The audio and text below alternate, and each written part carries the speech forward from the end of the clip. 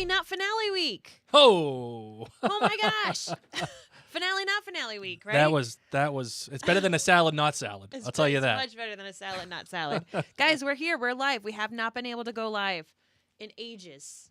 In a wicked long time. Yeah, finally, man. And we're here. Ready to go. And ready to go. And it just so happens that you have an off week from Outlander, which is super sad. But you don't get an off week from us. Who here live was shocked? Didn't know. To be honest, I was. Went on your app and was like, hello, episode. Yeah. Where you at? I didn't know. Where are you at? Yeah, so there's a week off because there was an award show last night. Elizabeth says, I just got a babysitter for this, a.k.a. my husband. Thank you, Elizabeth. Thanks for tuning in. So we're here doing the podcast pre-show. You guys have been here. You know the drill.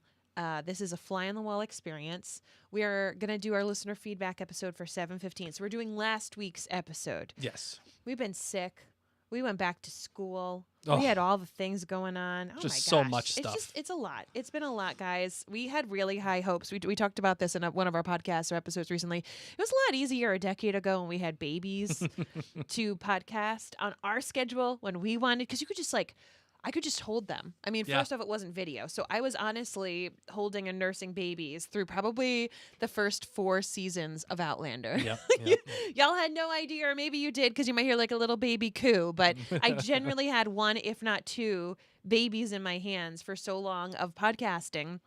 And then when the kids got a little older, we did used to have a babysitter come. Yes. Like twice a week to take the care of the kids and kind of tuck them in and just kind of be with them if they needed like a quick bottle while we podcasted for an hour or two. And then the pandemic happened and we were like, all right, let's do this without a babysitter. But it was the pandemic. So that also made things a little easier because you couldn't really do anything. Right. So we were like, well, we got nothing but time to podcast. And now that it's been time out of the panorama, we have older kids, 9 and 11, no longer rebairns. And they all got their own things. And they've got their own things and their own lives and their own social commitments. And then they also have their own bugs and viruses. And then they give them to us. And usually just Mary. Yeah. And I'm back in the classroom. I'm immune. Well, I'm also back in the classroom teaching this year, which for those of you who are teachers or you have teachers in your lives, the first 2 years back in the classroom, you are sick as a dog. Or it's kind of like when you have a child who starts to go to daycare, you're sick as a dog because they bring home all the germs. I have all the germs. I'm a band teacher. And so all kids do is blow spit. Like, think about it. Just Trumpets, spit clarinets. particles flying everywhere. I've tried my best to tell them, like, we empty our spit in a trash can. I'm really trying. Really, really trying. So my 5th graders don't know that people do it a different way.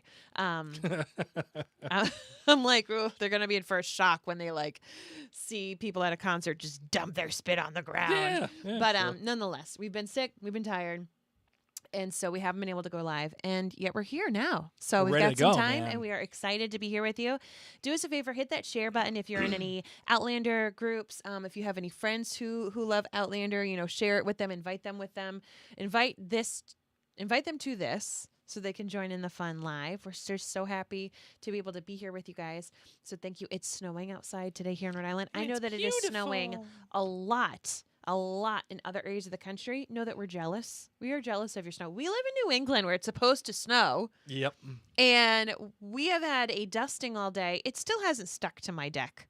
So it's pretty, but it's not as pretty enough of what I'd want it to be. So Yep. That's how it works. I highly recommend not sharing drinks with your kids when they are in school seasons. I am a lot less sick now. I never share drinks with my kids. I never share. You Kids think I are want gross. that backwash? Yeah, kids are gross. All that just junk Yeah. that's just being kept in there like little squirrels. Pretty much all of my cups in the house are teal, and everyone knows this is not yours. That's Mama's cup. This is Mama's cup. So don't drink out of my cup. Drink out of your cup. Kill it, kid. Susan says she had 7 inches of snow over in Oklahoma. Yeah, there's areas of the country that like generally don't have snow. Yeah. Angie in Georgia. Yeah. She's got massive snow right now. All right. Rhode Island, we can't even have anything nothing. stick to our deck. We got a dusting. Oh, it's Not killing even. me. killing me. All right, so we're going to be talking about episode 715. Do us a favor, drop the hashtag GoNerdClanGo if you are a member of the Nerd Clan. This is the fly on the wall experience. This is not listener feedback. Listener feedback we're going to do tomorrow. Yes. Cue the Annie music. That's the musical our little lad is in this year. Yes, it is. Fun fact, our little lad tried out for Annie, and he is the only 6th grader to have a big solo. Yeah. He is the "you never fully dressed without a smile" Bert Healy. So those of you who know Annie, that's like a really cool big deal. So he's pretty pumped. It's awesome. Pretty pumped. There was just a lice outbreak, however, in the theater group. So we have not fallen victim to it. But that's just another thing. It just goes to show you, like, the kids get older and they got some weird things going on. They got sicknesses. We have to worry about lice. I can't handle it. Let's not talk about lice right now. I'm gonna start itching my head. I'm okay. I'm trying to will that away. We just don't want any of that. Yeah. We don't want any Tammy's just had a dusting of snow. Sheila got 10 inches in Oklahoma where she lives. All these Oklahoma people, they be getting all the snow. Send it our way. Send it over here. Yeah, we will be having listener feedback. So if you have not yet left a voicemail. By the way, yeah. Super amount of listener feedback. Good. So far. Good. Like, whoa. Yes, Whoa. Denise, right? Shocking that he would get that kind of a role, right? I know. I was like, he's either going to crush his audition or he's going to be super embarrassed or just talk about dragons the whole time and not even do what he's supposed to do. And I guess he crushed it. So. Remember how I called people out for not having enough listener feedback in 713? Yeah, you did that last episode, yeah. Yeah, they answered. The Nerd Clan heard the call. Yes. You heard that drum early in the morning. But that doesn't mean if you haven't done it yet that we don't want you to. Please make sure that you do. That'd be my job if I was in the Army back in the day. I'd be the drummer. Wake up, everybody. Because I wake up early anyway. Totally. Yeah. 100%. Wake up, everyone. Because that's what I do in our bedroom. Blake. I know. Time to get up. She opens the curtains, lets all the light in. What's the new thing that I do? What to get you out of bed? I don't know. What? We have a bed that rises. Oh, yeah. And the feet and the back rise, to like help, because we're getting older, to help with acid reflux or snoring or whatever. Yep. And when Blake doesn't wake up and get out of bed early enough, I just push the button. So it goes like this, and it just lifts him up. Because no joke, his alarm will go off, and he'll be snoring in a minute. He will hit snooze, and he'll be back to snoring. And I'm like, nope. It's true. The she sun sits is me all shining, the way up. and I sit him all the way up. I try to get my last few seconds in. Nope. Nope. Get out. All right, Marvin. Everybody that is watching us live, you know the drill here. Say it with me now. 10 seconds for... Room tone. All right. Are we live on YouTube?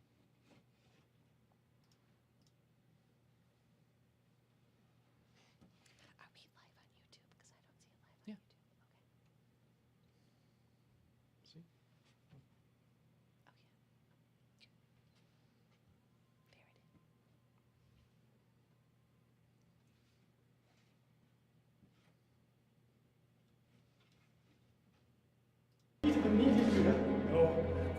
See the sky? Of course. It's hard to miss. Right. It's a kind of abyss, is it not? And yet we're not afraid to look at it. True. There are stars there. Makes a difference. But the stars are burning out according to the second law of thermodynamics. I suppose men can make all the laws they like. But God made hope. The stars will not burn out. And nor will we.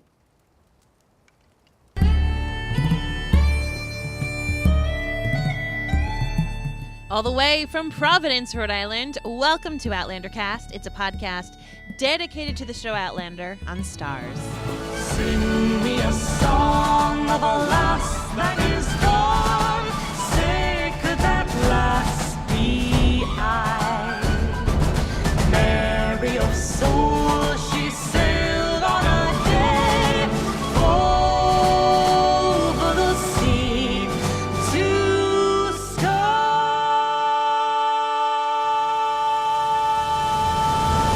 Hello, and Welcome back, lads and lasses. My name is Mary Larson. My name is Blake.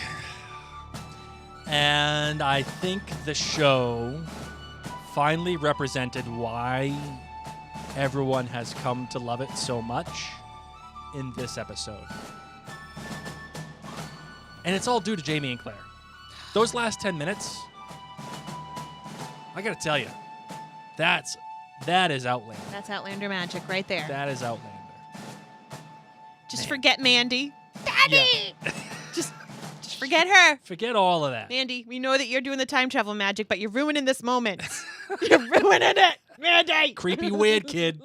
Creepy weird kid doing creepy weird kid Continues things. to do her thing. Oh my gosh. Lads and lasses, I have a fun little story to tell you. A little story time before we get into this episode discussion. Okay. Our little lass, who's not creepy and weird, but she's a spitfire, told me today that that she has let her classmates know that thanks to her Scottish heritage, and she says it with an accent. She does. Thanks to my Scottish heritage, I have anger issues. And so she was telling me, I've got some drama going on at school, and they're all now saying it's because of my anger issues from my Scottish heritage. And I was like, well, first off, that means you told them that this is where it's from. And second of all, what do you mean? She's like, well, the Scots were always fighting. And I was like, yeah, that doesn't mean anger issues. That's they're proud. They're protecting their people and their loved ones. Writing on people's backs with blood. Yeah. So watching this episode, I was like, you see Jamie just yelling. So if she ever does see like clips, mind you, we don't generally watch the show in front of our kids, but no. If it's a second or third watch, and we know that there's no rumpy-pumpy or anything crazy like that, then we might have some of it on for some scenes just to like rewatch some stuff. Yeah. And yeah, Jamie was yelling a lot. Wasn't very episode. happy about things. Yeah. So, or we might like pause it. It totally like validated everything she said. Yes, yeah, and that's what I said to Blake. I was like, well, this is definitely some Scottish anger issues, understandably. But yep. Oh, another thing too. Our little lass had her first true cliffhanger moment of her young life last night. A very important moment in her life. Yeah. We were watching Beast Games. Don't really recommend it, but you know, it's got a 9 and 11-year-old. Cool. Yeah. It's like Squid Games, but not dying and family friendly, but like very intense adrenaline rushing. Yeah. And yeah, they leave each episode off on a cliffhanger. That's how it works in this show. But this one, because the other ones we could like binge watch. Right. We just started watching them last week. Yeah, and this one. I just thought this was important to note, just because we have kind of become desensitized to cliffhangers. We the adults. Yeah, we the adults. Yes. But when your child has that first like, you should have seen her hands and her face. It was, what? It ends like till next week. And it's kind of like, here we are. It's kind of like probably how many of you felt if you didn't know that we weren't getting Outlander this week. Exactly, yeah. Probably turned on your app or your TV, and it was, the award ceremony. What? Yeah. What do you mean? You're kidding me. I have to wait till next week? Yeah, that was our little lass. So, yeah. Friends, we are excited to chat with you. Of course, things are rocking and rolling. Please make sure to check out maryandblake.com. We're going to be doing a lot of other podcasts once Outlander is on its Droughtlander again. Yes. Blood of My Blood. We'll have Blood of My Blood. Yes, yep, this absolutely. year. We'll be covering that right here on this yes, podcast. on this feed. Exactly. Yeah. So Dinna Fash. Blake is going to be continuing his book club happening over at jointhenerdclan.com. And of course, thank you to our friends over at jointhenerdclan.com. None of this would be possible without you. I'm also thinking about doing knee-jerk reactions to the new Sam Hewen show, The Couple Next Door. So if you're interested in watching Definitely that, should. I'm fairly certain I'll be doing KJRs to that. Yes, as well. 100%. We're at jointhenerdclan.com. All right, let's get into the show. Let's do it.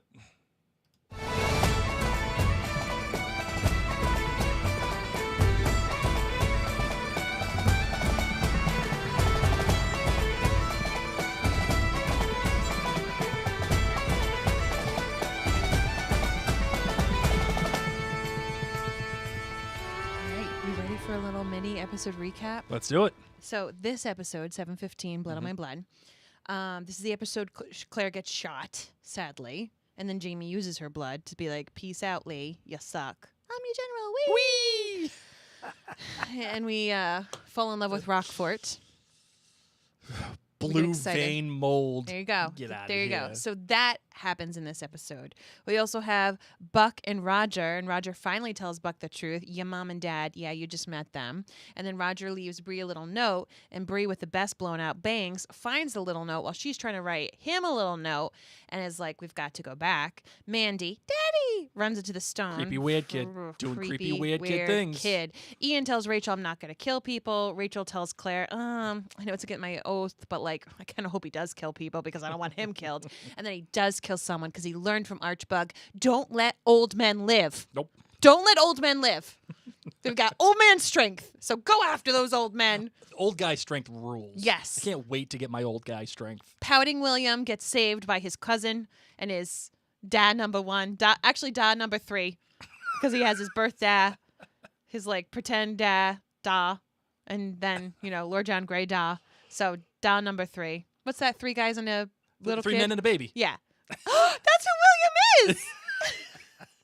What is it? 3 guys and a little and kid. a toddler.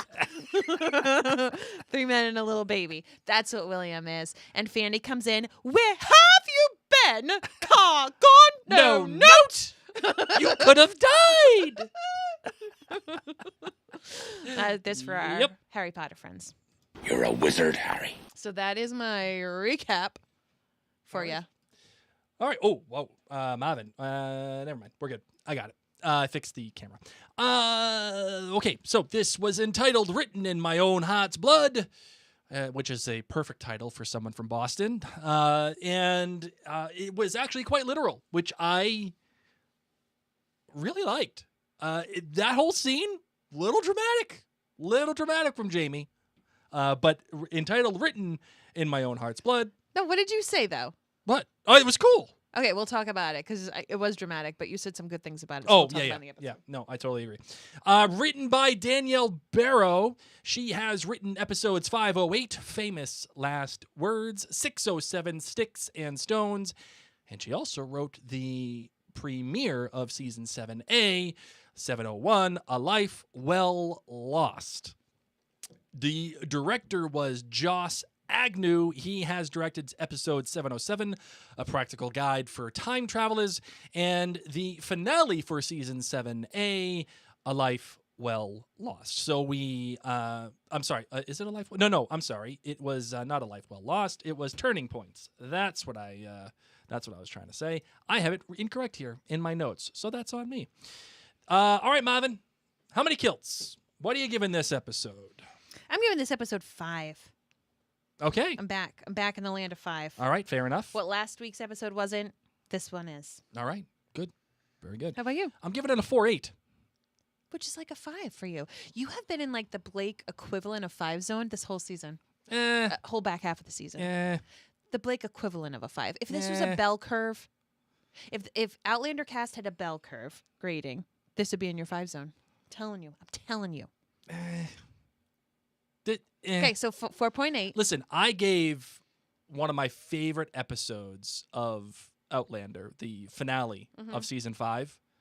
I gave that episode a 4.95. If I give that episode a 4.95, like that's, or Dragonfly and Amber, I think I gave that episode a 5. This episode, it's below that, so it's definitely a 4.8. But it's good. I enjoyed it. I liked it for a number of reasons. Great. All right, so you're GBG. You're good. You're bad, Mary. And you're great. Okay, my good for this episode is the stars. I just love that star scene. Yeah, the North Star staying there at the end. Like with Jamie and Claire looking up at the stars. Like, I want you to do that artwork with all the beautiful all stars the little in stars? the Oh, galaxy forget it. and No Jamie way. and Claire. Thank you. I can't draw all those stars. You know how hard that is? ... Like freckles. All right, maybe. Okay, we'll so see. the Jamie and Claire whole conversation with the stars. Love it. Chef's kiss. My bad. Mandy. Creepy weird kid. It's so bad. So bad. Come on, man. Read the room, will ya?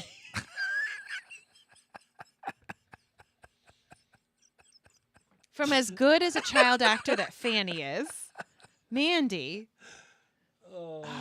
like read the room. Just know, like, you know how like you cross the street with your kids, great. and you're like, "Hey, hold my hand," and usually our kids are so used to it now they just put their hand up. Like, if this is really Mandy, if she's this weird all the time, and you're gonna feel daddy just like you do with Jemmy. Okay, if she's really this weird, why doesn't she have a leash? Okay, we had the backpack leash for our kids, and we're not ashamed to admit it. We knew. If you got a runner, and you're going to the Stones, come on, Yep. Daddy.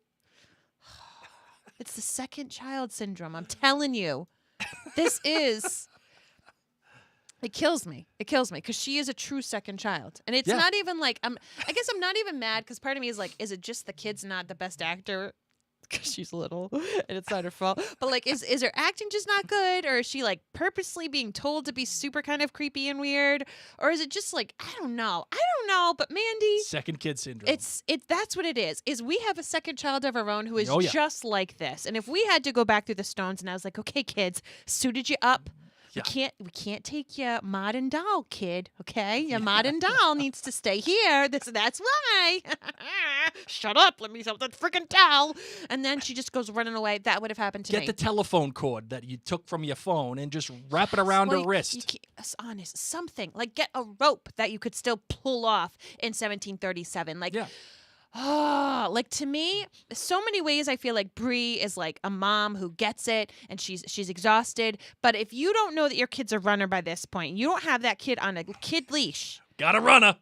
You've been to Disney, Bree. You know that they've She got... totally knows. You know the telephone cord around the wrist thing that all the Disney parents had in the 80s. Absolutely. 90s. That's how my parents survived when we went to Disney. I've seen pictures of you with it. Yeah, with a telephone cord. Fun fact, friends, I never needed a leash. In case you couldn't tell, You want to know why? I was like Jem. Do you want to know why? Because I was the pretend oldest child in the family. Do you want to know why? I'm technically the middle one, so I get both middle child and eldest child Do syndrome. you want to know why? Why? You're basic. I'm not basic. You're totally basic. You're basic. No. You're basic baby of the family. I was the wild card. All right? You didn't know where I was going. You didn't know what I was doing. It's like you're Mandy. Can't Maybe. stand it. Okay, and then my great... Well, and also it like happens in the middle of the episode, so you're like climactic, but also kind of not. Who cares? Get me back to the people I care about. Because Sure. You know what? If this weirdo goes missing, do we have to find her? I know, right?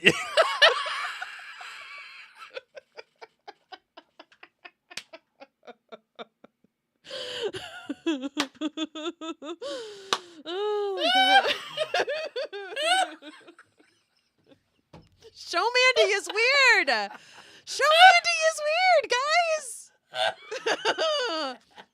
Is it really a bad thing? Book Mandy fine. Show Mandy. Good luck. Anyway. I killed you again. Hopefully our second child never watches this episode. I love you, child, if you watch this in the future. Is it really a bad I love you, little lass. We really have to save her. See, people are saying it was too early in 1981, but Blake, you had the leash. I totally had the leash. How old were you? Would it have been like 1984? I was probably like 3. Yeah. Yeah, so I was like 1984, they had 86. the phone cord leashes. Yeah. I know they did, and I know they had other things. It probably just wasn't that popular. But by 1984, Blake, there are photos, guys. Yes. Of either 1980. Oh, there's visual proof. Yeah, there is visual proof of toddler Blake. Yep. Who would have been having that situation. So it might have just been a couple years after. Totally get it. And like I said, you can't time travel with that. You can't time travel with the phone cord. Yes, you can. Bracelet. Yes, you can. Okay, Blake. You'd I mean, really what- survive. Why couldn't you time travel with the phone cord bracelet? Did you see what happened to Roger's dad just because he was wearing a weird jacket? That's Roger's dad's fault. Okay. He didn't know what he was doing. Bree knows. Like, Bree She's kn- prepping. exactly. You prep. You get the cord. You keep the cord with you. You keep the kid with you with the cord. You go through the stones. You ditch the cord. Like, what are we talking about? You throw it in the lock. See you later. I love it. I love it. Maybe she could leave it there at the stone so she could find it. Yeah. 300 years later, like she did with the stupid letter.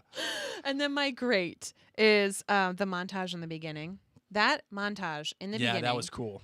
With a voiceover, having scenes from episode friggin' 1 of Outlander. Yeah. Season 1, episode 1, and then all the subsequent battles, massive losses that we've had. It just took you on this beautiful ride of memories and feelings, and they did such a fantastic friggin' job. I feel like I was looking at a yearbook. Yeah. Of very poignant, touching memories, and you got to see your Black Jack Randall throughout it a couple of times, and I don't know. I just thought that was absolutely brilliant and such a remarkable way to have the penultimate episode begin. So, Blake, what's your GBG? All right. My first, I have two goods. The first one was the sepia tone that they used to distinguish, like a memory of this conversation that Claire and Jamie had. I really liked that. I like that kind of flashiness, especially when you're trying to go back and forth, and you're trying to differentiate time, spaces, and memories, right?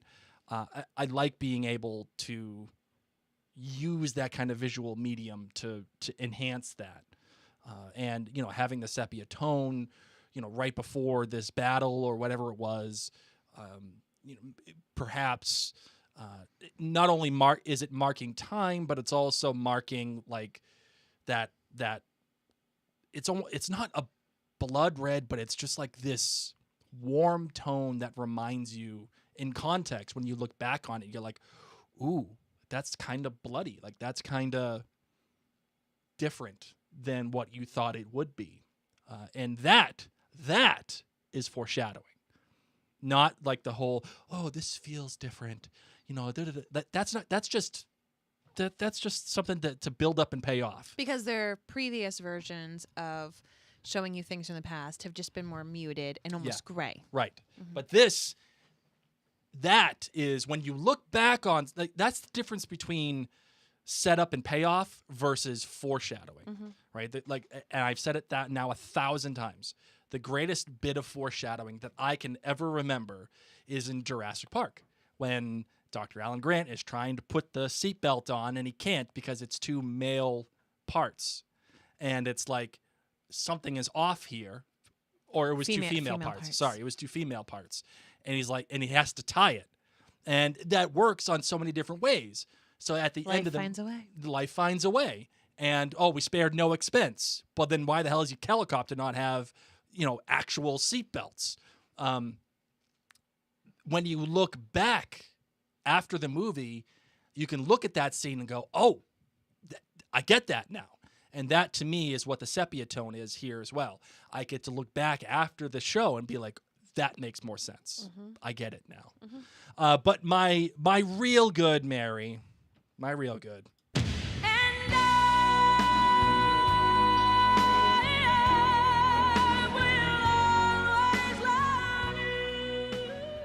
For those of you who are watching right now, I'm wearing my Whitney shirt for a reason. You want to know what that is? Setup and payoff. That's what that is. Because of my boy, Frank and Blackjack. You got a double whammy. I got a double whammy. There were like 2 shots of Blackjack. We got a shot and a back head of Frank. Let's go. And we got a photo of Frank with the book. Let's go. I was in. Totally in. All right, my bad. I thought the rescue scene was bad. Last episode? The rescue scene for William when Lord John and Ian show up. In this episode. Sorry. Yeah. Mm-hmm. I thought there's been multiple rescues. I know exactly. Listen, it's not fair to say that it was bad. You know what it was? You're basic. It was basic. And I thought that it could have been full of way more tension. It should have went quick. Yeah, it was quick, and it was just like by the numbers. What I wanted it to be like was more like the movie Inglourious Bastards, when Michael Fassbender is trying to, they're posing themselves as Germans, and Michael Fassbender orders 3 beers, and they're sitting at this table with a bunch of other German officers, and what he does, he says, yeah, I'll take 3 more beers, and he uses his first 3 fingers but the other German officers notice that Mm-hmm. because they know that Germans go like this. They do? They use They use their their thumb? instead of this, their 3 fingers. So the German officer notices it, and then there's this huge tension throughout the rest of that scene until finally it culminates in this shootout. Mm-hmm. That's what I wanted. I wanted the Hessian officer to see Lord John like make a mistake Mm-hmm. and then kind of play with it and toy with it, try to figure it out. Yeah. That's what I wanted. I wonder if this was a timing issue because Oh, I agree sure. there could have been more to it, and they had to fit this in. What I think would have helped is Bear McCreary, who usually nails things. Yeah. I think he could have started his music a bit sooner. Sure. The beginning of this episode was void of music for quite Yeah. some time, and As was the end, by the way. Yes. As was and that worked to me. It That didn't worked. work to me because when you pointed it out to me, like, oh, I just wanted more from this. Yeah. I'm okay with the fact that John shoots the 2 guys quickly and that Ian throws the axe and that kind of kills the guys and takes care of things rather quickly. I'm okay with that happening Yeah, quickly. sure. But I just didn't feel the tension that you're Yeah. talking about. And I think that had there been music a little sooner, because it was such a short scene relatively, that it would have made me feel the tension Sure. sooner. Yep. Maybe they felt the opposite by having no music, that it would make you feel tense, but I don't know. Just it didn't hit the way that I wanted Yep. it to hit Yep. either. So I appreciate that. But my real bad though is how and why did Bree go back to the house to Lollybrock to Lallybrock to get why? her clothes, you mean? Yeah, but she was already like, no, we gotta go now. Like, No, they have to get their time traveling outfits. They need to whatevs. get their Nope, stones. nope. They need to get those Figure things. it out. That she's back there all of a sudden out of nowhere, even though she just said in the previous episode, yeah, we got to leave. And then, okay, fine. Roger writes this letter, and then Bree just magically discovers this at the exact right time. The show had to get some real plot yoga to get itself into that position, and that was very poor. That was very poor. I'm okay with it. It's Oh, magic. out. It's All right, time but my traveling great, magic. my great is this: the final scene with Jamie as he is over Claire's body, but as he's over Claire, like saying to God, "Hey, listen, your angels have no dominion over here." It finally felt like an appropriately lit scene. Mm-hmm. Outlander has had this disease of feeling flat and feeling like just very like cable TV basic, if you know what I mean. But this scene was so beautifully shot. It finally felt dynamic. The sun coming in from behind him as he looks up, talking about angels and God, and he's looking over Claire. It finally looked textured, like there was actual thought put into this other than let's just capture this scene. It was like, no, we're gonna have real intent here. We're gonna have this is gonna be very purposeful. Because of that, it almost shows you what you're lacking, in other episodes. It almost shows you, oh man, if they just paid a little bit more attention. I loved the lighting even in the first scene when Jamie's in the tent with Claire and the sunlight's coming through. That was when that little drummer came out. Exactly. And he's lit up beautifully well and she's in the dark. And I thought, well, isn't this so poignant? Because in the end of the episode, obviously, like he's still here living in the light and she is starting to fade away into darkness. So I thought that was brilliantly lit as well. Yep, absolutely. All right, so Marvin, that's my GBG. I will say this. To have the Battle of Monmouth and not show it, I kind of like it. I like the fact that they showed some of it, but like not really. But they kept it rooted in character. They kept it rooted in Jamie and Claire, and having that little bit of subversion of Jamie walking up, and you have this instinct as a viewer, as he sees Claire, and he's like, Sassenach, and you think, as the way that the camera's being moved, your whole body, even if even if you don't recognize it, your brain does, you're thinking Jamie's getting shot. And son of a gun, it ain't. And he's not. It's nope. Claire. Nope. And I remember looking at it going, they're not going to be this basic, are they? And then they showed Claire. And What was your reaction? They had this wide shot, and I was like, she's going to get shot.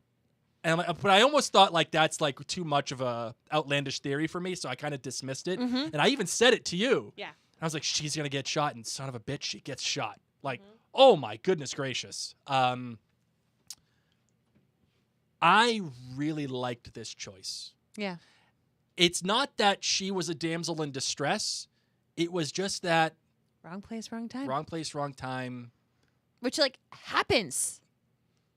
Yeah, To me, it does. It's so real. I mean, sadly, people tragically die and who are not meant to die. You know? Right, absolutely.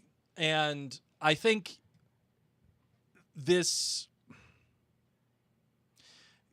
seeing how things have gone, and that's why I think that the montage that they had at the beginning of the episode, seeing how things have gone, how it's always been like Jamie that's been getting hurt, or, you know, even when they had to kill Dougal together, like it was always kind of like Jamie doing the thing. And now we have Claire falling victim, really, to this instance of war. And it's not just localized to Jamie. It's not just far off in some battle, you know, where you can hear the gunshots and the cannon fire. It's like, no, it's Claire that gets smoked. And it's also, you know, she's the one that has insisted multiple times about being involved. And here she even says, like, no, I'm not going to go away with the hunters. I'm not even going inside. I'm putting these soldiers' lives, you know, in the best care that I possibly can.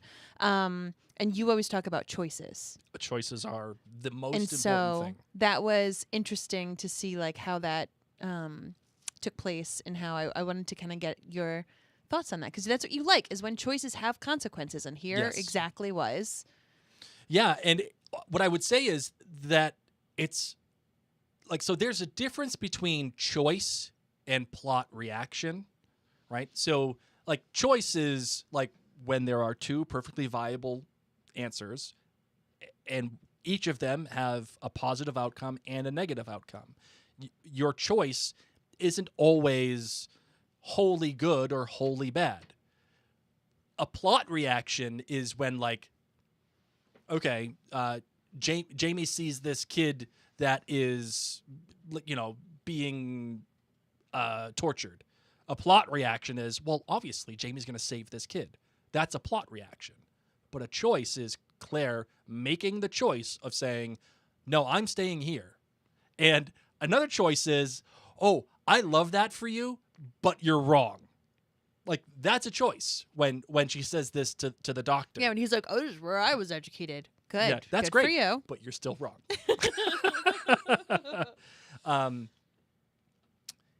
You know, is her choice one that results in what happens, or is it Jamie's fault that this kind of happens?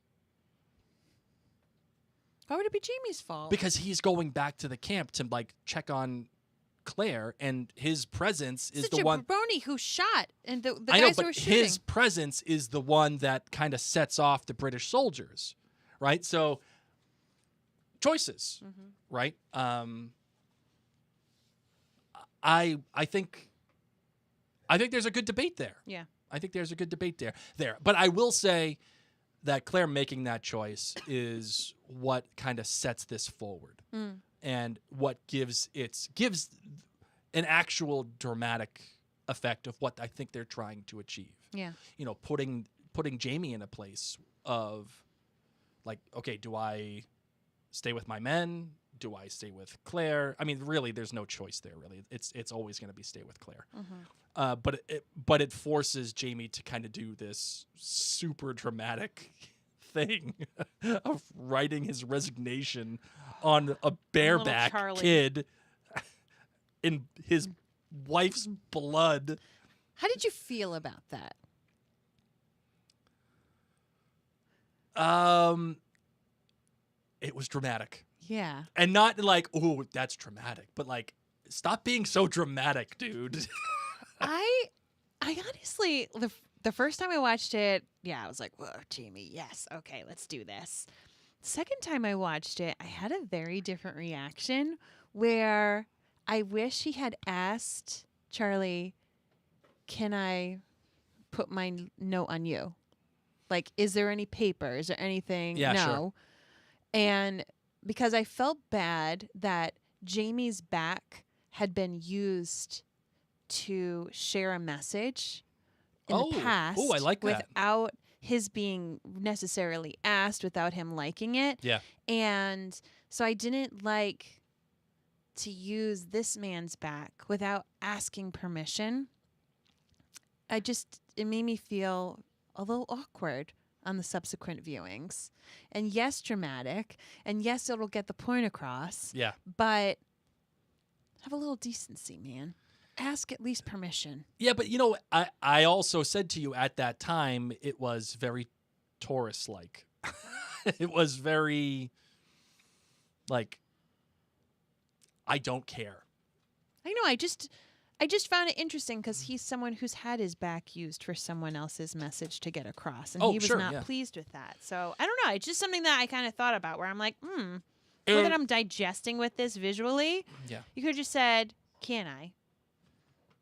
Can I do this? Can you turn around? Can I just write something on you? On you in blood." Yeah. I don't know. I wouldn't be happy. Like, if that were me. Yeah. And I realized what was going on, I would not have put up with it. I mean, let's be real. I wouldn't have lasted in the military at all. that does I'd not be like, suit you're gross. No, get out of here. Write it on my shirt. I took it off. Figure it out. Come on. It's your problem, ain't mine. Blood all over me?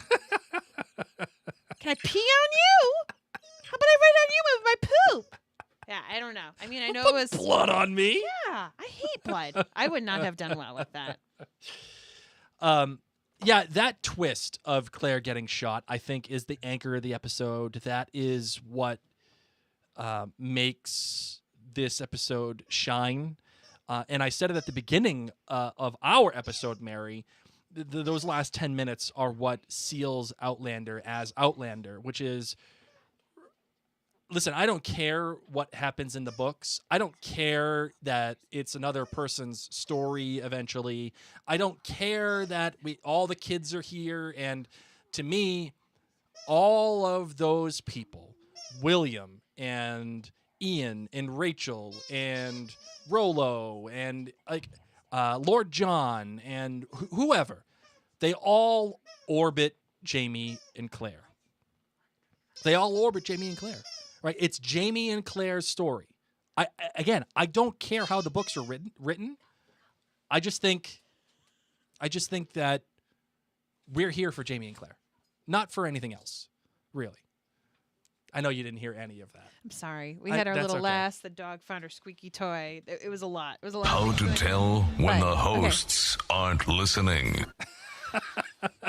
What I was saying, Mary, there was. I heard that you're here for Jamie and Claire. What?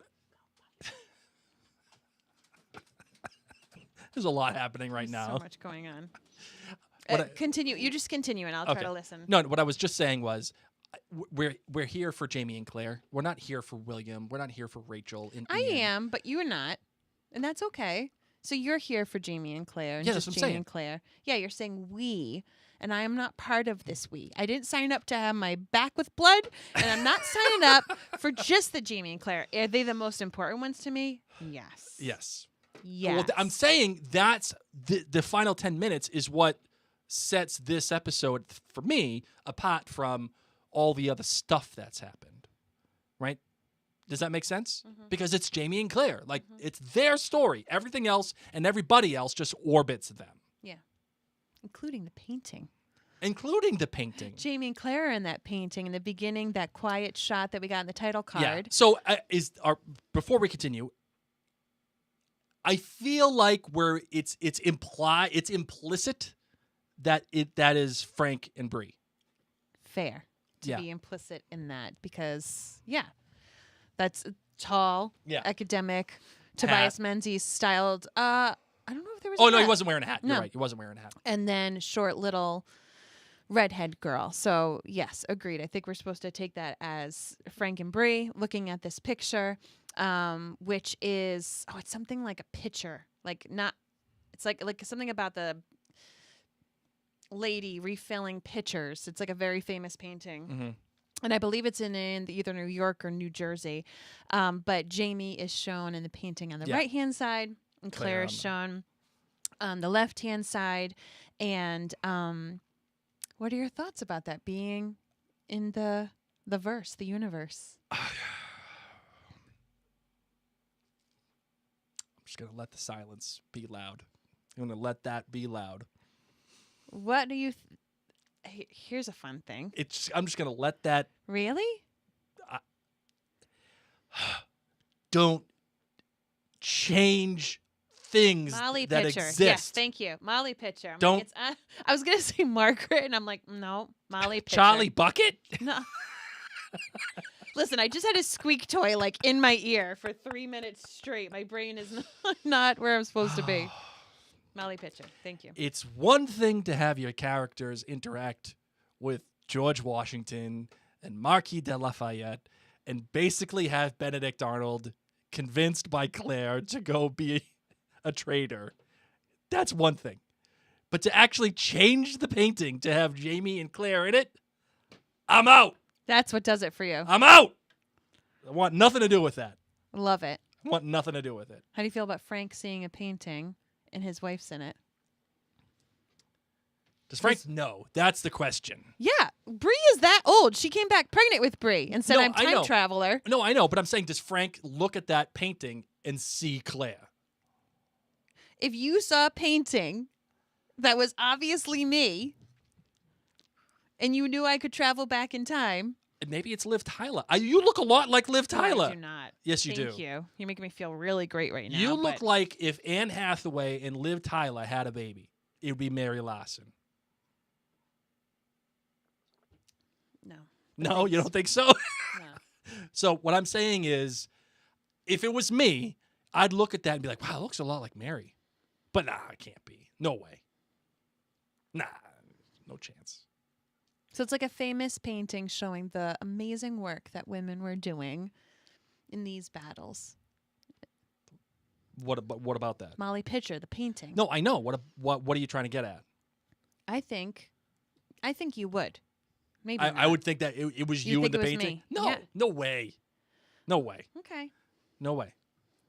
That's okay. Because how could that be? Because I came back from time. That's true. That's true. Good point. Good point. Frank fair. knows a lot more than you think. That's fair. It's when Outlander be an Outlander. That's Yes. what that is. Yes. But How did you like seeing his book? loved it. Oh my goodness gracious. Why do you think that book was there?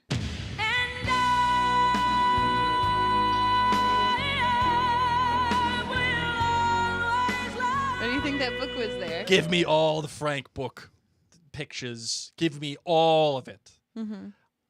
I love when shows are able to do stuff like this. Yeah. When they're able to go back and reference itself. That's because of Diana Gabaldon. Oh, I love when shows are able to do this. And why is that book there? I will tell you.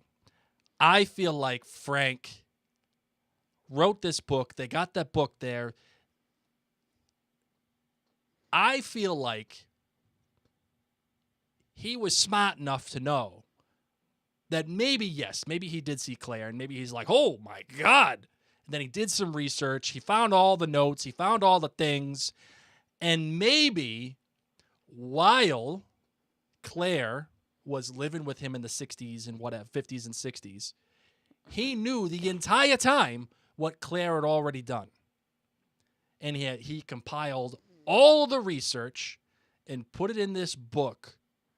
And maybe Bree hasn't discovered it yet. Like this stupid friggin' letter. It's different in the book. I hope so. I think the whole time while Claire was doing the things that she was doing and Frank was off doing his thing, Mm-hmm. he knew. And that's why, like, he was kind of offish, because he knew what she was doing. And it was just like, there's no point. Like, that's my guess. I don't know. Interesting. That's my guess. I don't know. Interesting. Yeah. Fair enough. Are you sad that Hamilton wasn't here? Because Hamilton was at the Battle of Monmouth. How do you not take advantage of this? You are a showrunner. You have an opportunity to put all of these people in the same room, and you don't.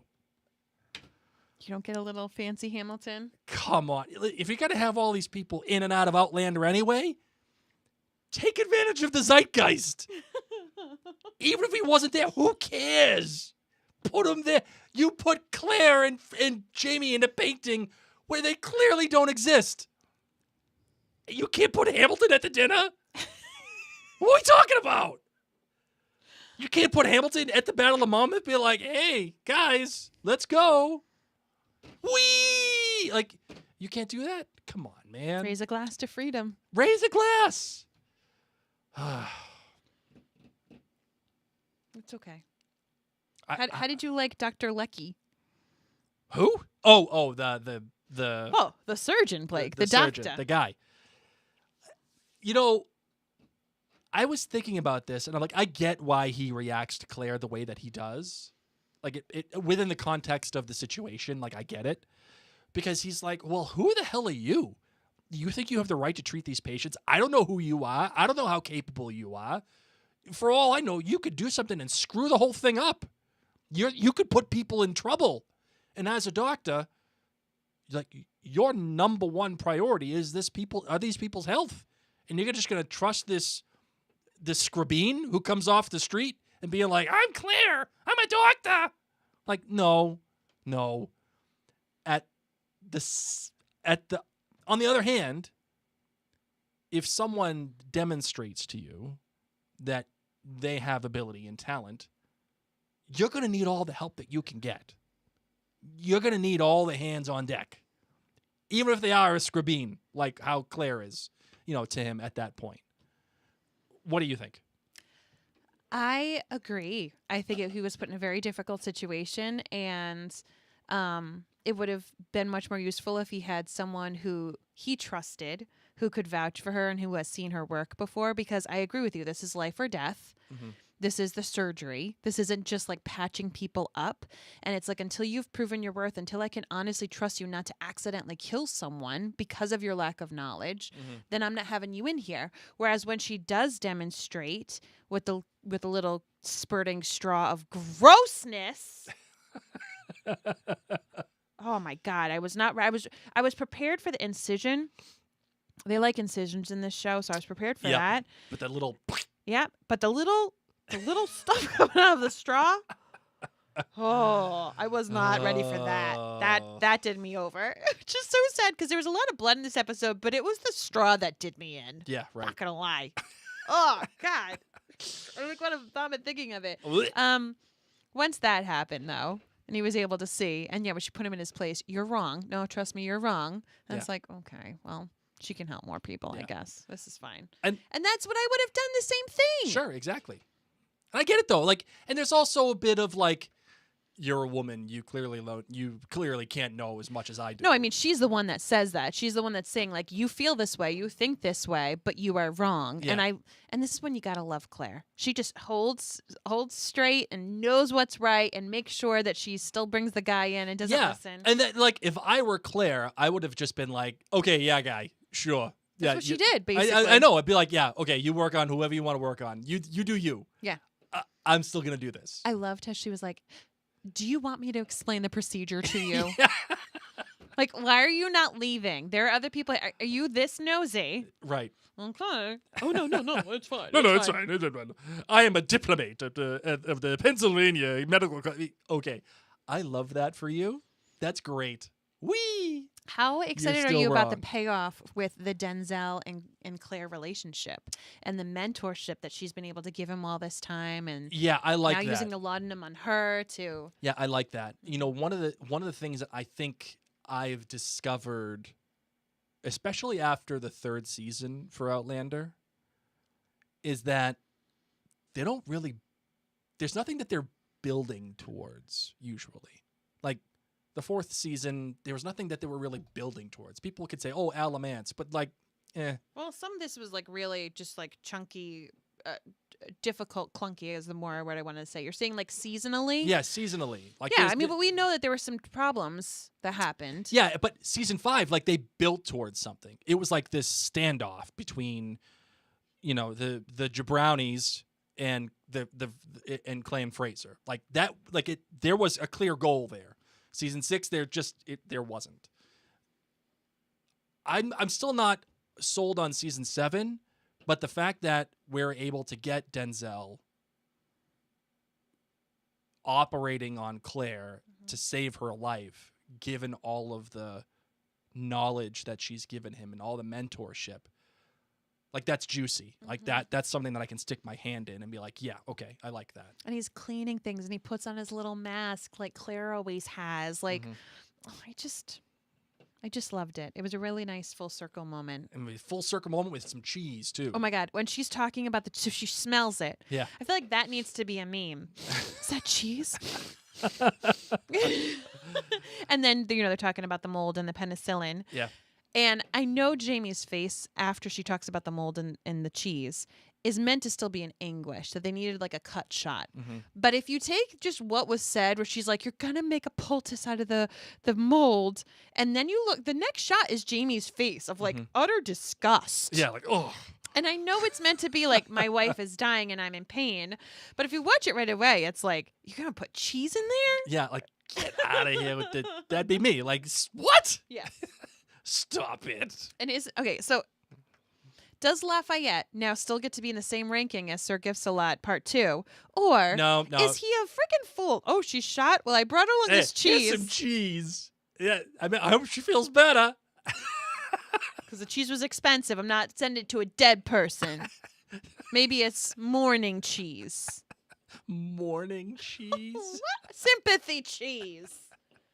Lafayette. Sympathy cheese. Oh, yeah, he sent this over. Because he heard you were shot. How about you send over some Band-Aids? You've got clean clothes. Alcohol. Where's Claire season 1? Alcohol. Could even do with some potatoes. Yeah. Boil them, mash them, stick them in a stew. Oh, you know what she really needs? She loved the cheese. She loved cheese. If that's the last scent that she goes into heaven And I know with, she's bleeding the out right stinky now. cheese. They basically cut her liver open. Here's some cheese. Claire, it could be in the liver. It could have perforated the bowel. She's sitting there in pain, being like, all right. Luckily, hopefully she doesn't have IBS. She could. Maybe she has. She's going to after this. IBS is no joke, man. Do you think that she's lactose intolerant after this? After having cheese stuck in her? She's going to become like a, not Shredder. Because Shredder's the bad guy. Yeah, no, she's going to be like the rat. Yeah, what's Master, the rat's name? Because it's Michelangelo, Donatello, yeah, Raphael. what the hell's his name now? Shoot. Is it Shredder? No, because the Shredder's the no, bad Shredder's guy. a bad guy. With Bebop and what's his name? There's the Brain. Yeah, the Brain. Oh my God, what is his name? Master, the Ninja Turtles' dad. Anyway, I hope she doesn't become him. Mutant cheese. Rat Ninja Turtles. Let's see. Splinter, Master Splinter. Yes, there we go. Knew I'd get that. May the devil eat your soul and salt it well first, you whore. How'd you feel about that? I'm in. Me too. I'm in. That was one of my favorite lines. Just eat it up. How And the come? way he did. Sam Heughan crushed it in this episode. He He did. can do anguish very, very well. He He can. can do anger very, very well. And I just think he. Was the screaming a little and the yelling No. a little over the top for you? No, I loved it. I probably would have yelled too. I loved it. I think he just crushed this episode, but I loved that sentence. May the devil eat your soul and salt it well first. Mm-hmm. You whore. And then Claire's like, you called him a whore. I'm usually called the whore. At least the title isn't mine right before I die. Oh, man. All right, let's... listen, I think the obvious thing here is to talk about Jamie and Claire in the last 10 minutes. And I do think this is Outlander at its most Outlander-y. And that's a good thing. But it's also a bad thing with Bree and the letter and all that stuff. But the emotion between Claire and Jamie and the finally having shots that are well lit and the emotionality and the sepia tone calling back to things earlier in the episode, like these are all things that concoct this potion that really makes Outlander what it is. Even the timey-wimey stuff with creepy weird kid, like this is Outlander at its best. But I would also say, Mary, too, the stuff with Lord John and William fits in really well with this episode. Even in light of all of the stuff with Buck and Roger, like there's some real father-son stuff happening here. In that moment, when one of my favorite moments, I probably should have put this in my good. It was when Buck finally has that recognition of like, you're all my kids. Isn't that beautiful? Like, you're all my family. Yes. Like, I'm gonna do this. Yes. I loved that. Agreed. And then topping that off with Lord John saying, "You're my son. Mm-hmm. You're my son. 3 men and a baby. 3 men and a baby." And like, but I'm the one that really counts. Don't go sleeping on Jamie either, because he's a rebel and a freaking Scot. Like, I like how there's still that little bit of jabbiness in there. Mm-hmm. Jamie had it for him with the bloody Englishman, and he's still a Scot. Like, that whole thing. But he's a good swordsman. He knows his horses, and he's one of the most, well-regarded men I've ever met. Like, I really like that stuff with Lord John William. I agree. I anticipated it. I anticipated not liking it. I anticipated feeling that it was shoehorned in, but I think the emotional math adds up. I think they earned that moment between the two. Yeah. Because after William gets rescued, you kind of think, okay, well, this is done now. Like, they're gonna move beyond. No, and instead he comes back. He comes right back. Puts a little tantrum on, just like Jamie would have done. He's all sorts of pissy, drinking. Oh, I guess I can be my own groom now. Right. Just like Mac. Right. I'm gonna take care of my own horsey stuff, Daddy. Who even is my daddy? And for John to be like, I'm always doing what's best for you. I always have, and I always will be doing what's best for you. And then, like you said, for him to really just say like that, Jamie's one of the best men he's ever met. And William isn't wrong, by the way. Like, I was taught to be honest, value the truth. Mm-hmm. You never did it, so why should I take you seriously? Mm-hmm. And then saying, listen, I would never betray my king and country. And then John just has like the most adult response ever. Never say never. That's a big word, kid. Mm-hmm. Never is not a word to be trifled with. Yeah. Be careful with it. Be careful. Love it. And not everything is so, like, he even takes a beat where he's just like, not everything is straightforward. Mm-hmm. And it's like, what, as a kid, you're so full of piss and vinegar, like, you don't recognize that. Mm-hmm. But as I've gotten older, and I think I can speak for probably most of you that are out there listening into this podcast world, I'm sure I can speak for you, Mary. Not everything is straightforward. Correct. Like, there's a lot of gray area that we have to deal with. Mm-hmm. One thing leads to another. And I think that lesson is going to be passed on to William pretty quick, because looks like Jane's in trouble. Fanny. Yeah. Talk about some great acting from this child. Oh my gosh, she came on in. Once again, where were you? No note. Car's gone. You could have died. Harry Potter reference. Yeah. Jane's in trouble. Jane's in trouble. And because Outlander is Outlander, like I said last episode, we can't have nice things. Oh. How much do you want to bet? I'm not betting anything. I'm totally betting. Yeah, you can bet on I'm different totally things. betting.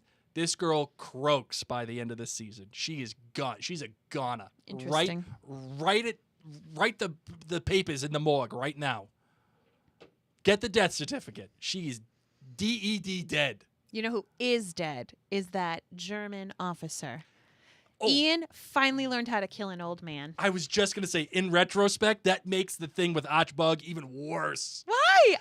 Oh, Ian straight up takes out a Hessian professional, like military. These guys are paid to fight.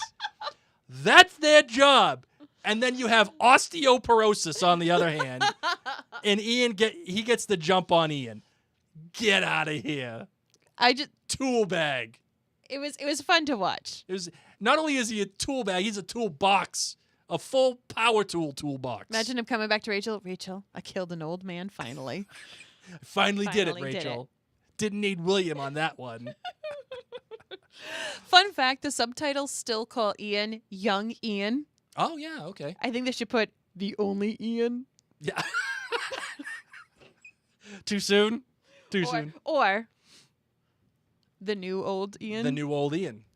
We had a great bye Ian moment. Mm-hmm. It was like, okay, hey, like it was so awkward. It was like Lord John and his kid. They're like, all right, besties. So hey, Ian, I'm sure you want to leave, right? Let me be with my kid. And Ian's just lurking in the background. And they take off the horses. Yeah. You see them riding off, and it's like, I hope you left Ian a horse. Apparently they didn't. No, he's just out killing the German. Walking. Good luck, Ian. That's what it is. A bye, Ian. Good luck, Ian. Hope you make it home safe and sound. I really wish they just cut the whole bug story. Like looking back on how that all transpired, and looking back at how bad that fight was, especially in context of Ian just crushing this Hessian. What are we doing? You know what was great? What? Buck and Roger having their wee little dram. Is and Buck then, wrong? And then he tells this whole story about his wife. Oh, yeah. And then he's like, and then we had, the troubles at Alamance. Yeah. And they choose. Yeah. That was great. Yeah, sorry about that. You know what I'm going to do? That almost made my good or great. I forgot about that, Mary. I'm so glad that you brought that back up again, because that was an outstanding moment. Yeah, it really was. It was really great. was. They just clinked. Yeah, we had the troubles there, huh? Yeah, remember that? It was. Yeah, I could still barely talk because of you. Yeah. I can't sing anymore, kid. Thanks a lot. I can't sing to breed love anymore because of you. Oh my God. Another fun thing that I took down is when we see Frank's book, Son of a Rebel, his theme played. His musical theme played. It didn't play on a clarinet, though. It played with strings. So we didn't get our clarinet, and that's okay. Buck has really nice handwriting, by the way, when he writes a note to his mommy. Right? Had no idea. Like, blown away. Like, you could write wedding invitations. Yeah. When did Buck become a calligrapher? I'm sorry, but that was not believable handwriting. No chance. There's no way Buck of all people can write that way. Right? Like you know how like today kids don't know how to do cursive? Our kids do, but yeah. Yeah, but like you know what I mean, right? Kids don't know how to do cursive because they don't teach it no more. No, anymore. You know what I mean? We do. But You're we classy. do because I write in cursive, as Mary kind of does sometimes. I do. Well, yeah, you do, but sometimes you don't. Like it is what it is. For the most part, I'm always writing in cursive, regardless. Whatevs. I feel like he is one of those kids that probably missed out on the cursive training. In fact, I don't think there was probably time to do cursive training. No, like for Buck. I mean he had training. I'm just saying it was so beautiful. I know, that's what I'm saying. Like there's like regular cursive, like jabroni cursive like mine. His job needed him to write. Yeah, but whatever. But Show Buck is portrayed like he's kind of a log splitter is his job. Show Buck is like he's not, a ding dong. Yeah. Yeah. Show Buck, you wouldn't think that he no had to write. I wouldn't have expected him to know how to write. His like if you told me he can't write, I wouldn't be like, Yeah, show Buck, you would not be shocked. That's what I'm saying. Book Buck, he has to write for his life. Yeah. Like, it's part of his job. Okay. But I'm just saying it was so beautiful that I was blown. Like you said, wedding calligraphy. Yeah, absolutely. Crazy. Oh, man. Crazy. Anything else you want to talk about? General Lee is pissed. Whee! He was removed from his command. Yep.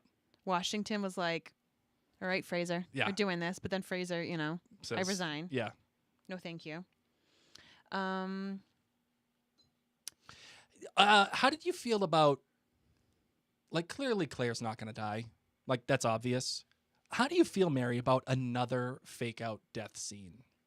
I don't think it's a fake out death. These people are old for their time. They have lived through a lot of life. No, I'm talking as a show watcher. Like, how do you feel as a show watcher about... I feel fine. Like, think about it. You have almost died a few times. You have gone through surgeries. You've had an accident.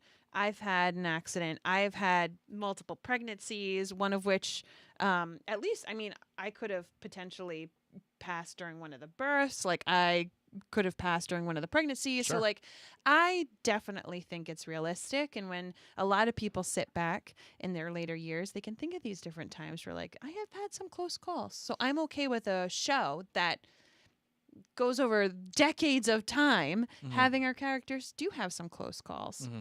I'm okay with that. What do you think about Claire talking about the abyss and the futility of what they're doing? As in that sepia toned conversation that she's having with Jamie. Is that something that is meant to be a reflection on her? Or is that something that's meant to be a reflection on Jamie and all the things that either he has done or that they have done together? Like, none of it matters. I don't know. I don't know how to answer that. I thought Fair it was enough. just a very genuine conversation. That's fair. I've certainly been there. I've been there moments where it's like, whoa,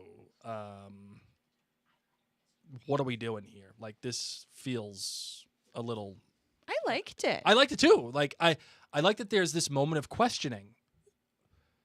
Because, again, we're talking about relationships. Relationships are what define characters. And that's why characters, in my opinion, characters only exist because of relationships. You can say that it's the other way around, but I truly disagree. And because you can be vulnerable and you can show your true self in a relationship, whether it's with your partner or a friend or whatever. We get a real moment from Claire, and a real moment from Jamie in response to it. It's like, well, yeah, but guess what? There's hope. That hope is what keeps me going. I love Jamie. And I'm always going to be here, and the stars, and we're never going to burn out. So good. It's so good. Absolutely so good. The last thing that I want to talk about, Mary, is we had talked about Bear McCreary's music, and we had talked about how good it can be. One of my favorite themes of Bear McCreary's is, and this is an old school reference, but the Governor's Pulse from season 3 of The Walking Dead. It's simple, it's easy, it's just that sound. There's a part of me that wanted something like that in the rescue scene, like they're just like this pulsing sound, Yeah. like a heartbeat almost. Like, I kind of wanted that. That would have added more tension for me. Mm-hmm. What we had talked about at the end, where it's like, I really think not having music with Claire and Jamie, and at the end where Jamie is like praying over Claire or whatever, no music whatsoever, totally works. Mm-hmm. That feels raw. That feels authentic. Like, you're sitting in that room with Jamie alone praying over Claire. Like, I like that a lot. That's it. That's all I got. Awesome sauce. That's all I got. I liked this episode. I really did. Best episode of the season. I'm not going to say by far, but best episode of the season so far. I loved it. I really did. Emotional, very emotionally charged. My next question to you, as always, in the penultimate episode of any season, do we have momentum going into the finale? We do. We've got people traveling all over time. We have Claire under the knife of Denzel with some cheese. Okay, yep. We have Jamie, who's trying to resign from the army. Don't know how that's going to go for him, right? So we've got a lot of moving parts. We've got Buck. We've got Roger. Wrong time, wrong place. We got Mandy being Mandy. Freaking dinosaur land, for all we know. We've got Jane. Hopefully she's not in that dinosaur phase. Oh my god. Where she's like, Brontosaurus! Which doesn't even exist. Right. Brachiosaurus. Oh, having that happen, having them revoke the Brontosaurus. Oh, bad news. Broke my heart. It broke Land Before Time. Oh my god. Littlefoot. What's worse, them revoking the Brontosaurus or revoking Pluto? To me, the Brontosaurus. I wanted to be a paleontologist for the majority of my life. I feel like revoking Pluto is worse. Maybe that's because you like space more. That's true. I really still have a very soft spot in my heart for dinosaurs. Sure. They just found like some new tracks recently. Like I get updates when they find new dinosaur information. They found like a new whole set of like massive migration footprints, and it was like mixed species of dinosaurs that were like walking together, and they found them. Oh, Yeah, I care deeply. I would not be good if I was a time traveler, just because my brain goes all over the place. Yeah, I'd have to hardcore focus on something. Looking at a picture, don't think of dinosaurs. Yep. That'd be me. We have the stuff with Jane. There's going to be a rescue with Jane, I imagine, at some point. And to me, it ain't gonna go well. Does Lord John get his eye patch off at the end of the season? That's the question. Oh, that's a big question. That's a big question. I say yes. Okay. I say next episode he's gonna be like, get this thing out of here. I gotta have like clear line of sight, like kill people. The fact that he was able to aim one eye with one eye like that, like I mean, usually you want to squint with one eye, right? Yeah. Just drawing pistols that fast. Yeah, the stuff with Jane doesn't feel right. It doesn't feel right. In a appropriate way. You mean like that you feel like this is Yeah, this is the end for her. This is the end. Oh, Fanny. I know. All right. Anything else that you want to talk about? No, that's it. You ready to close this bad boy up? Okay, here we go. As is tradition here for Mary and Blake Media.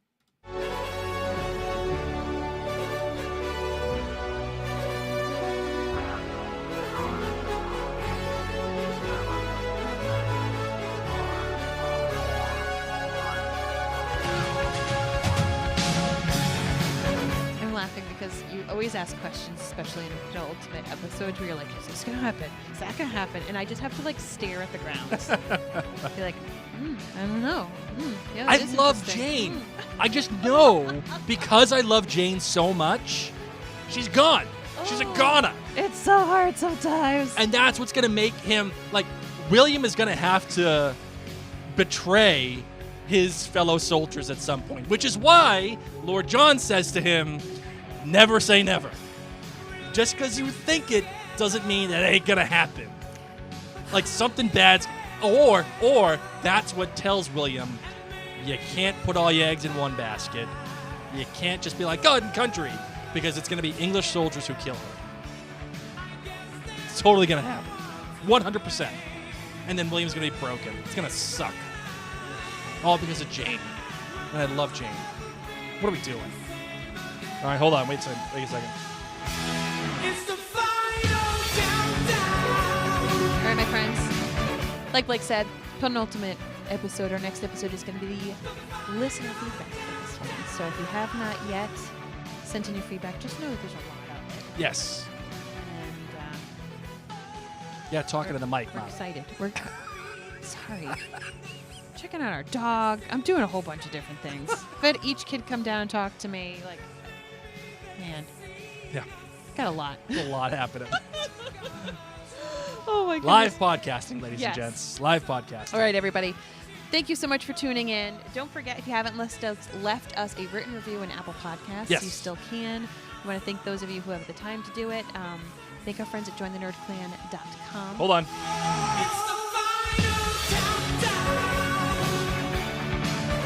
Okay, continue. You make this and all of our podcasts possible. So if you've enjoyed our coverage for Outlander, please think about becoming a member there.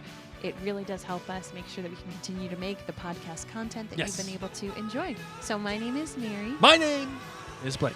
And you've been listening to Outlander Cast. Slanja!